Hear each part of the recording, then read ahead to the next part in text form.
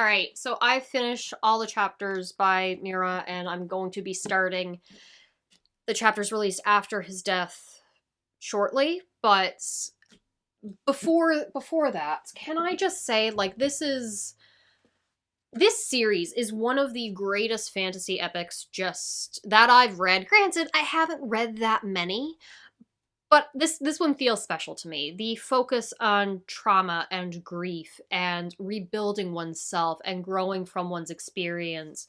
The reveals in this, the unflinching look and brutality that it depicts. This was really good, and I'm very happy that it was recommended to me. So that's until I have coherent thoughts and to put out a full series review on what I thought about each arc, I'm going to have a terrible time ranking these arcs because I love them all for different reasons in equal amounts. Like, I can't say the Golden Age is my favorite because even the crazy religious fanatic one, and I don't even like dark fairy tales, but the fairy element and the Apostle one. I love them all. I really love them all, just for different reasons. So talking about these last few chapters. Not gonna lie, wasn't too happy with Griffith right now and didn't want to be following him as he builds his new kingdom, but I like the focus as he's building this kingdom and empire, and how he's slowly, not so subtly,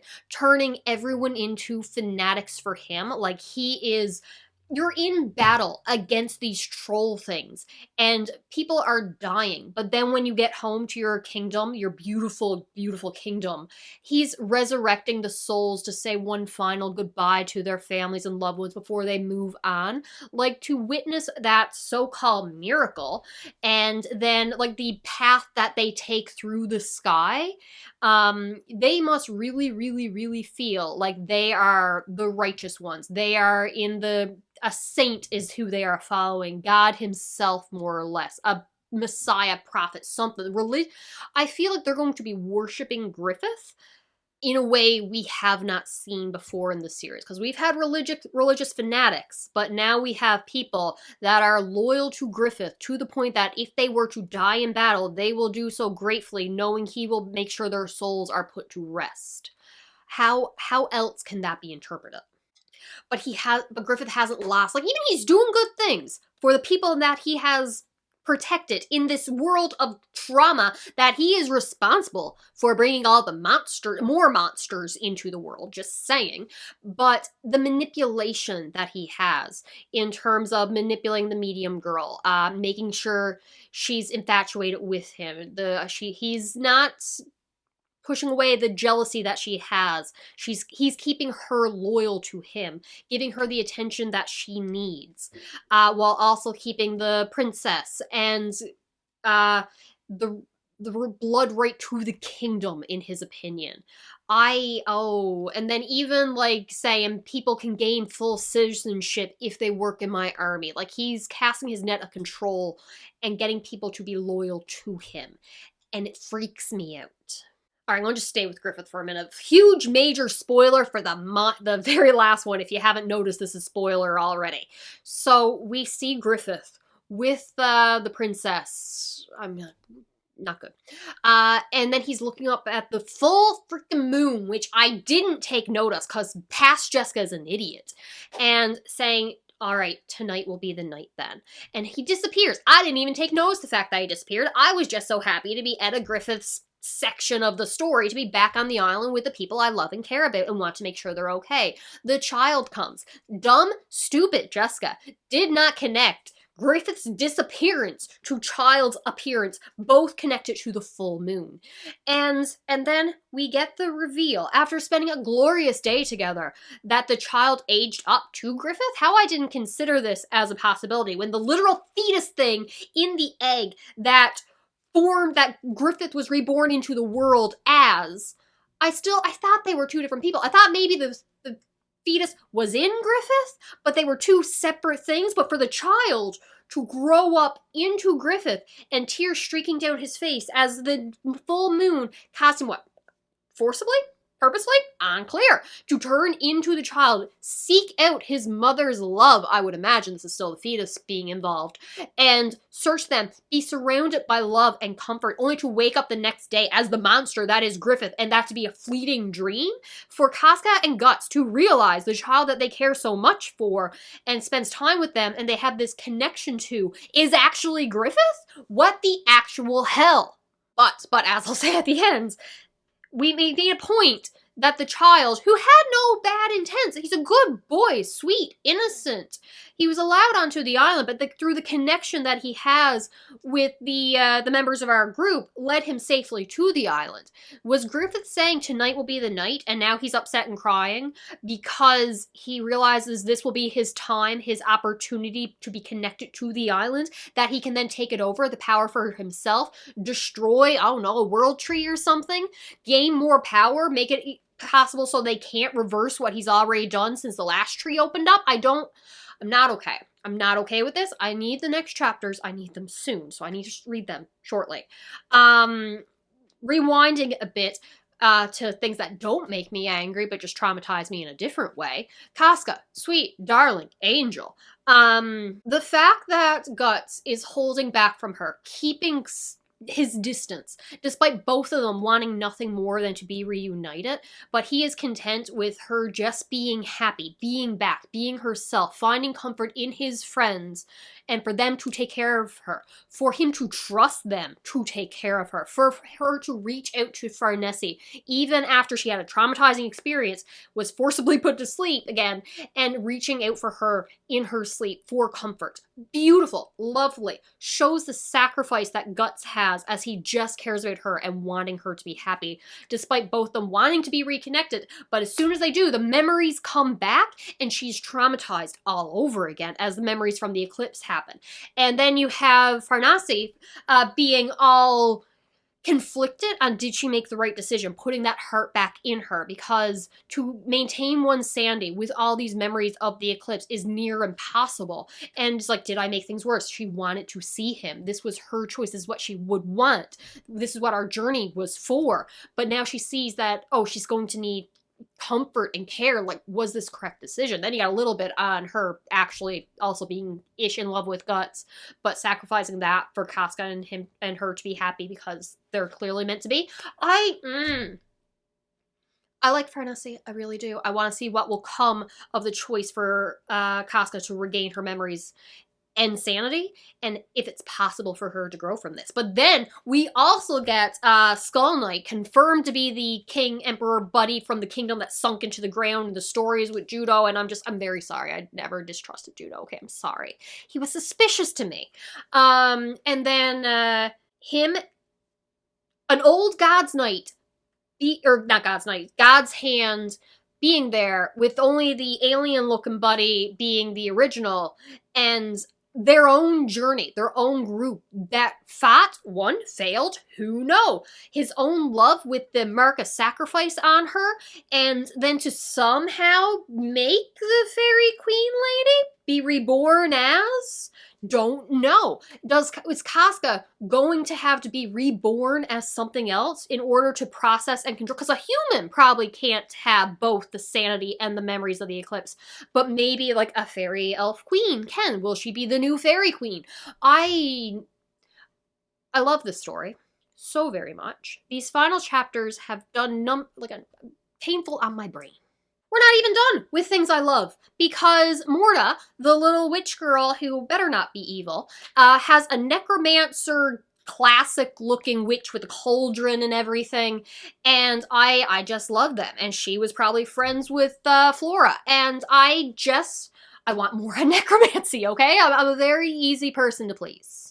Lastly, my last question is going to be the behelit that Guts has and is carrying that Puck uses as his bed/pillow that likes cheese. Is the fact that it likes cheese going to be relevant? What happens when that activates Wish Granted, and who is it meant for? Because is it meant for Casca? Is it meant for the child? Is it meant for Griffith? Is it meant for the medium girl? What about the girl I like from the Black Swordsman with the dark hair? Let me get her name. Teresa, I loved her. The fact that her own father had the Behelit and sacrificed her mother but refused to sacrifice her, and Guts making her hold on to hatred and anger in order to survive rather than give up, and she swore revenge on Guts for what he did to her family. I want her back. Give her a Behelit. I loved her. I really did, and I wish we got more of her. So, in conclusion, Berserk is phenomenal. And all of a sudden, I'm realizing there's so many series I want to reread, because also, Griffith traveling in that world to get to places faster, and then the kid in the air that we see before, I'm just like, there's so many little things that are connected, and I want to go back to the beginning and experience it all again. On to past Jessica, who is not nearly as emotionally traumatized as I am now. Alright, why does this feel like an Attack on Titan moment to me? So Mule is running ahead of the war beast monsters during a fight, and something sneaks up behind him. But it gets crushed by a giant boulder. Alright, so Griffith and the army fought back ogre, ghoul, whatever monsters, stabbed someone through the eye. Had a cool image of him about to stab him in the eye through, like, a reflection of him within the eye of the monster. That was cool. Zod fought a Hydra. Also cool. I was about to say this fight's going on too long when they won, so perfect pacing and timing, as always. They then find essentially Stonehenge, and when you walk through it, you're in the world tree, walking through the sky, and they got back to their kingdom very quickly, so a very good route, but it has to be with either Griffith or the sweet little medium jealous girl, because they are the only ones who wouldn't get lost in the path and end up somewhere crazy. And then we go to a meeting during the council, and they're talking about regular strategy and stuff like that, and just running the kingdom. Love that inclusion. Sweet Princess Charlotte, who I still don't understand why she's princess and not queen, because if her father is dead, or presumed missing, I feel she should be queen. I don't like this, because it's just making me think, Griffith, stay away from the underage child. I don't care if she's actually underage, stay away from her. You knew her when she was underage. She mentions that she wants an orphanage, and it's beautiful because she wants to care for people, and they call her the mother of the kingdom, and it's a good idea, but really we just don't have the money for it. There's a strain on the economy. They're brushing her aside, but Griffith's like, no, this is a very good idea. Now, of course, everyone takes him seriously, as he talks about getting them to be more loyal once they're independent, and he talks about the refugees and how they should be, I don't want to say forced, incentivized to, hello Maven again, join the army, and if they serve it for 10 years, then their family can relocate as citizens anywhere in the kingdom, which is very good for them, as they'll work in the army and building roads and help strengthen their resolve to protect the kingdom, while also helping expand the kingdom as they're in a new world. So he's going to take advantage of it. It's not bad, it is manipulative, because that's how Griffith runs, but it does make sense for letting them prosper. And he's all for the Charlotte's idea with the orphanage, stuff like that. So then they get a moment alone, and she's like, why don't you come for some tea in my bedchamber, and I'll ease your woes of the stressful journey that you've been on. And sweet little medium girl, jealous as hell, and she's like, I'm riding off my own, don't follow me. Mule's like, I'm the only one who doesn't get a day off. No, I'm not leaving you alone. You need protection. So he goes with her. And I'm just thinking, why can't Griffith stay away from this girl? I don't want him near her. But she's completely in love with him. We see her naked in the bed as he's staring out to the distance, saying, sure enough, it's tonight then. She better not be pregnant. I don't like it. Stay away from her, but it's okay. We're back in the fairy elf village. So we're away from Griffith right now. I don't like that he is being responsible for these people and creating a kingdom, and I want to continue to hate him, please. Alright, Isidro is calling Casca Big Sis Casca, and I love it. I love it so much. She's also going to help with his training. She came out decked in fairy outfit plus sword, and took on some golems who were dressed as Vikings, or former Vikings whose weapons have been used on the golems, whatever, and tested off her skills, see how rusty she is, but she took them down without an issue. It was all instincts for her. Love that. Everyone's very impressed. Guts is hiding behind a tree. She thanks everyone, especially Farnese, Farnese? Yes, something like that, for everything that they did for her and protected her, and she wants to thank Luca and Nina, something like that. Everyone from before who took care of her and hopes they're okay. And Farnessi keeps apologizing for the whole, trying to kill you bit. She was a little crazy. But all is well. But then she goes to speak to Guts, and he's behind the tree, and she's like, just stay there, let me talk, and you listen. She talks about Cedro, can't believe you took on an apprentice. Neither can I love it. He's in the background, or foreground, swiping at the golems, and one sword is deflecting their sword, and the other one has a dagger, and he stabs them in what would be a vital area injury. Artery, whatever. I'm so happy for my boy Isidro. I do not like children characters. I love Isidro so much. But then she starts talking about how his style is reminding her of judo. And first of all, past Jessica. I'm sorry about her. She did not trust judo at all. That's on me. I'm sorry. Sweet boy. She remembers his death, and then everything starts coming back to her all at once. Again, she collapses. Guts can't do anything. He wants to help her, but she just sees him as a shadow and all the monsters behind him. I'm hoping that's going to change to a vision of him protecting her from the monsters.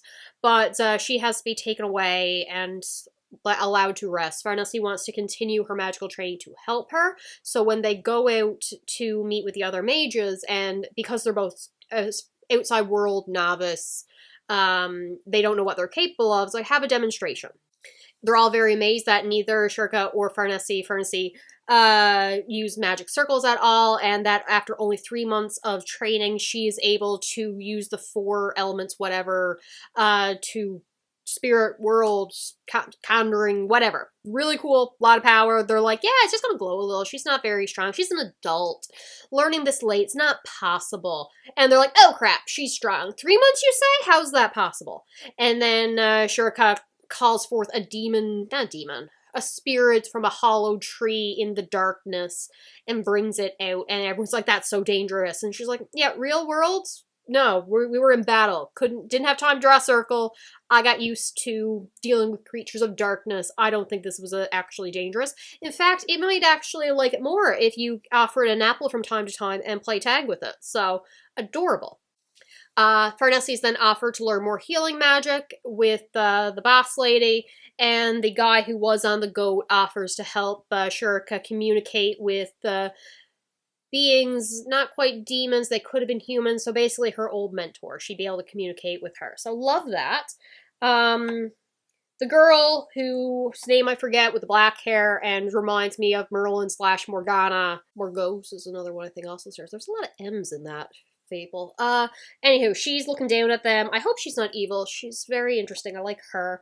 And now we got Guts training on a cliff. And I swear to God, if Casca shows up when I turn the page, they better not fall over the edge of the cliff again, because... Okay, no, not Casca. We have Skull Knight, so that's okay. I'm tired of Casca falling off cliffs. And Guts falling off cliffs. Alright, so Skull Knight and Guts are going with Mage Guy on Ram goat thing to see the dwarf who made the Berserker armor, and he's calling Skull Knight King, which is shock to nobody. He's the king of the city that's sunk into the ground, we're assuming. But definitely former king. They go there, and meanwhile, Mordra? The witch that I like. What's her name? Just to make sure. Morda. Morda sees them, and she ends up going back to class to see Shurika attempting to learn to fly on the broomstick.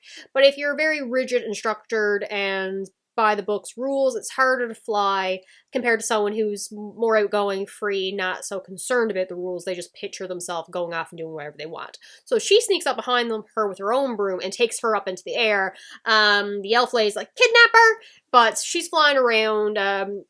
Shurika is kind of scared, like, if I fall, I'm gonna die. He's like, yeah, but feel the wind. You've flown in your astral body. This is just really flying, so appreciate it. And she shows her around and eventually goes to the darker caverns where her own mistress is, and she is the definition of, like, the creepy witch. Not so pretty. I like her, though. She's a specialist in necromancy and curses, and they strap by. She says hi. She sasses her a little bit and continues on with directions of where Skull Knight went. And Shurika's like, she's really intimidating. He's like, that's just because of how she looks. She's actually pretty funny. So I want to see more of her and her mistress. So they continue on the path till they get to the dwarf who is talking to Skull Knight and Guts, and is like, let's test out this arm of yours. Smacks him with the hammer. Side note, he is definitely friends with former King / Skull Knight, and the Mordra's mistress also knew Flora, and I think they all knew Flora, so they're all old folk friends. So that causes the Berserker armor to take over, and then he's like, settle down, get some chains out, and it forces him to encounter the memories of the former wearer of this armor, I think. So we're going to start with the fact that he sees the God's Knights. However, only the Void guy is the same one that we had before. So the God's Hand, can they be replaced? Is there a set number? 1, 2, 3, 4, 5 of them. Yeah, and there's 5 with including Griffith. So they had to create Griffith. So did they lose the other ones? Are they somewhere else? Parallel world? Who knows? And then as he's lashing out in anger, we see this blonde flowing hair. I thought it was going to be Griffith that he's picturing holding. But no, very pretty lady. So I'm assuming the love of the former king who once donned the armor, and he's holding her, watching her die, probably. She's reaching out to him and then falling backwards. And he's like, okay, Shurika jumps up, pulls the armor down, so he's back to himself. And Skull Knight says, what you witnessed was the end of a once foolish king and the beginning of a wraith wandering throughout an endless night. Oh, to no one's surprise, Skull Knight is overdramatic. Okay, he goes to the gravesite of the Lady Maiden of the Cherry Blossoms. And she's the woman who died. His Majesty, Sir Knight, former lover, lies buried. So beautiful, so sweet. And turns out, boss lady girl, whose name, Dananan, not boss lady girl, is the spitting image of his former loves. So either twin sister reincarnation or saved the body, she transformed into something else, something like that. One of those kind of options. And I'm going with transformed into something else because they're clearly, they got something going on. And then he bees all dramatic. I am the harbinger of calamity, a rune of love and hate. Forever bound for one place, I have no desire to bask in the afterglow of bygone days. Oh, woe is me, I must be a tortured soul and can't have happiness with the one I love. These guys need a sense of humor. They need Puck. What they need is spend more time with Puck and Cedaro. Now let us be gone, lest we intrude. So they're leaving while Skull Knight and Fairy Queen just chill. Oh, and Shurika asked about the relationship between Skull Knight and her mistress. In her youth, your mistress Flora was one of the sorceress who served the Lady Maiden. In those days, the two of them were quite attached, but those feelings were too strong. After that disastrous day, the eclipse that got seen, disastrous day of black sun shone upon the world, my friend Flora violated a taboo, and hence she was banished from the village and left the island. A taboo? And Mordra's just like, go her. Alright, so we decided that backstory is not necessary because Cedaro is causing trouble, and I would be upset, but I love Cedaro. So he is swinging from the trees. Shurika ends up calling him a monkey, and he jumps down to lift the skirt dress of the witches, mages up over their head and ties them like a pumpkin, apparently, and he's just having a grand old time getting even for when they beat him up. He's like, I'll humiliate you, and he's goofing off, and Shurika can't get him, but all of a sudden a tongue shoots out and wraps around him, and the next thing you know, our sweet little mermaid girl made friends with a Kelpie, and they're like, that's a Kelpie, it's dangerous, and she's like, no, we just became friends. And it's hilarious. It is so funny looking. And she turns to the Kelpie. He is a friend, so spit him out. You can suck on him until he like loses some flavor, but like don't eat him. So Kelpie spits him out. And I love her. Oh, why can't I remember her name? Isma. I love her. I have issues. So, where'd I leave off? Alright, Guts is training, and we see the full moon in the background. Then we have the child who appears during the full moon, the one from the beach, and the dark hair. And, okay, time passes differently on this island, this area. so he doesn't disappear when the moon rises, or when the sun rises. He stays for longer. And we get to see, it's adorable, Casca remembers him. They spend time together. They're playing. It is honestly so heartwarming and sweet. We have a little moment of Shurika being wrong. She thought he was an emissary of the moon, of the king of the fairy Elsa, and when boss lady of the island shows up, she's like, no, not me, not any of ours, but senses no hostility, and he tries to eat Puck again, and they sleep in the same bed, and it's sweet, and like a mother and child relationship. He plays with the golems and the elves, and they have a tea party, and he goes swimming with Isma, and it is so sweet. He's playing with a sheet. He's just running around being a child, and he shows up with Guts having the armor off, and he climbs within the armor. So cute. Guts helps him out, gets him to where it's as good as can be, and they have a little stick fight. It's so adorable. This kid is ungodly cute. And they're playing. He sends her back to Casca to spend time with her, and she dreams of the fetus thing protecting her when she was alone and all the monsters were attacking and swarming, and he had been incorporated into the egg that reborn Griffith. And I was hoping, I was praying that he just was reborn into the world along with Griffith. No, probably not, because Casca wakes from her dream, and we see Guts and the little kid out. I'm sure the moon's out too, and they're just staring as the kid ages and grows, and his hair gets lighter, and he turns in to Griffith. And I knew the two were connected. I knew Griffith was reborn, but the kid and Griffith are the same, and I guess he can just take control of the body of Griffith in this moment, but that is not what's freaking me out right now, because now, if Griffith has a way onto the island through this child and the child's connection to Guts and Casca and everyone else, because they've been accepted on the island, Griffith sent his soldiers to kill Shurika's mistress Flora girl and attack the tree. Like, does he want to go to this island to conquer this kingdom, to add it to his kingdom, to gain their power, their strength?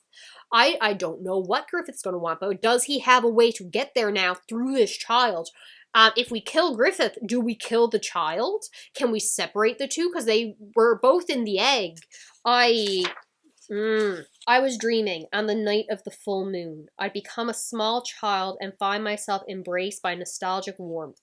But then, when I wake from the dream, all that remains is a faint sense of loneliness. That too soon fades away, along with a single tear like morning dew. Like, does Griffith dream during the full moon of being a child and reaching out for those he loved and the ones who loved him, and be embraced by them and remember that feeling? And then the kid disappears to wake up again as Griffith, the horrible creature that he is. God almighty, Berserk. But then we have Kentaro Miura, 1966 to 2021.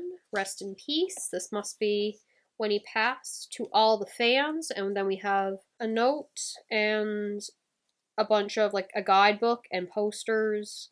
So I have read all the Berserk that I currently own. There are a couple chapters not in a volume set, so I can look them up online later. I'm caught up with Berserk, essentially. Not gonna lie, it's a little upsetting, but I get to start Vinland Saga now. I'm a little bit in shock that I am essentially caught up with Berserk. Couple side little separate chapters. That's all I got. Talk to you later. Bye.